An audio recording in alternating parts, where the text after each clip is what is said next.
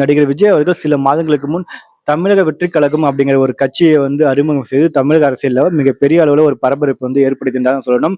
அதனைத் தொடர்ந்து சில வாரங்களுக்கு முன் விஜய் அவர்கள் தன்னோட கட்சியோட கொடியை அறிமுகம் செய்து மிகப்பெரிய அளவுல ஒரு பரபரப்பை தமிழக அரசியல்ல ஏற்படுத்தியிருந்தார் தான் நம்ம சொல்லணும். கண்டிப்பாக விஜயோட அரசியல் என்றுங்கிறது முதல் தலைமுறை வாக்காளர்கள், அதாவது கிட்டத்தட்ட பாத்தீங்கன்னா ஒரு 75% பெறுவதற்கான வாய்ப்புகள் இருக்கு.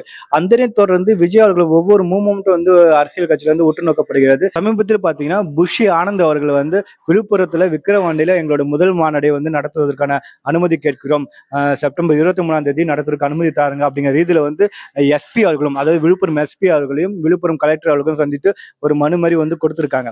அதனை தொடர்ந்து பாத்தீங்கன்னா இந்த மாநாடு நடக்குமா நடக்காதா, இதுக்கு அனுமதி கிடைக்குமா கிடைக்காதா அப்படிங்கிற ரீதியில மிகப்பெரிய அளவுல ஒரு விவாதம் போயிட்டு இருக்குதான் சொல்லணும். பகுஜன் சமாஜ் கட்சி இந்த சின்னம், அது விஜய் சின்னம், விஜய் கொடி இருக்கிற சின்னம் எங்களுடைய அரசியல் கட்சியோட சின்னம்.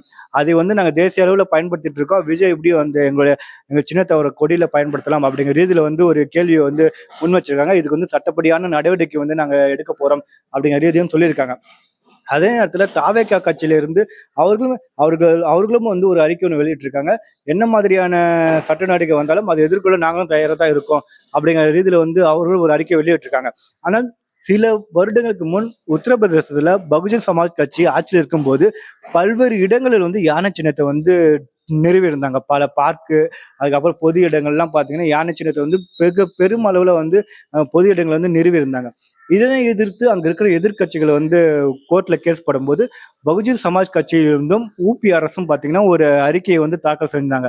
என்னன்ட்டுனா, எங்களுடைய யானை சின்னமானது தும்பிக்கை கீழே தான் இருக்கும், ஆனா நாங்க பொது இடத்துல நிறுவன யானையோட சின்னம் எப்படின்னு பாத்தீங்கன்னா தும்பிக்கை மேலதான் இருக்கும். அந்த சிலைகள் எல்லாமே பாத்தீங்கன்னா தும்பிக்கை மேல இருக்கிற மாதிரி தான் இருக்கும். அதனால பகுஜன் சமாஜ் கட்சியோட சின்னத்திற்கும் அதுக்கப்புறம் பொது இடங்கள் நிறுவப்பட்ட யானையோட சிலைக்கும் பார்த்தா எவ்விதமான சம்பந்தமும் இல்லை அப்படிங்கிற ரீதியில ஒரு அறிக்கையை கொடுத்திருந்தாங்க. அதாவது நீதிமன்றத்துல தாக்கல் செஞ்சிருந்தாங்க.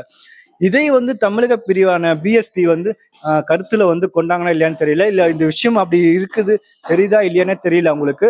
கண்டிப்பா பாத்தீங்கன்னா விஜய் தரப்புல இருந்து இதை மூவ் பண்ணாங்கன்னா அவர்களுக்கு ஒரு பேரிடியா தான் கண்டிப்பா இருக்கிறதுக்கான வாய்ப்புகள் இருக்கு.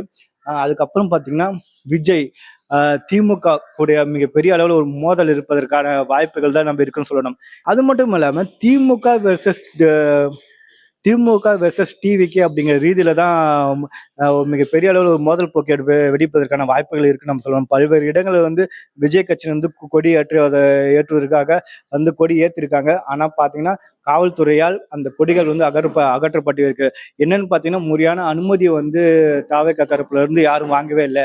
அவர்களாகவே ஒரு கொடிக்கம்பத்தை நட்டு ஏத்துறாங்க. அதனாலதான் நாங்க அந்த கொடிக்கம்பத்துல பிடிங்க போறோம், முறையான அனுமதி பெற்று வாங்கினா மட்டும்தான் நாங்க கொடியேற்றுவதற்கு அனுமதி கொடுப்போம் அப்படிங்கிற ரீதியில் காவல்துறையில ஒரு அறிக்கையும் கொடுத்திருக்காங்க. இதை டிவிகே கட்சியை சார்ந்தவர்கள் எவ்விதமான ரூல்ஸ் அண்ட் ரெகுலேஷன் பின்பற்றாம அவர்களாவே கொடி கட்ட முன்னாண்டதால நாங்கள் கொடிக்கம்பத்தை பிடிங்க போட்டோம் அப்படிங்கிற ரீதியில காவல்துறையை தன்னுடைய அறிக்கை கொடுத்திருக்காங்க.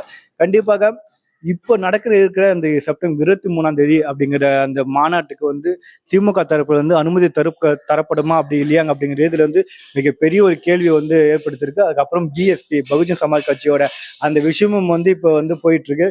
கண்டிப்பா இது அனைத்தையும் முடித்து விட்டு வெற்றிகரமாக விக்கிரவாண்டியில 23 மாநாடு நடத்துவாரா அப்படிங்கிறது பொறுத்திருந்து பார்ப்போம்.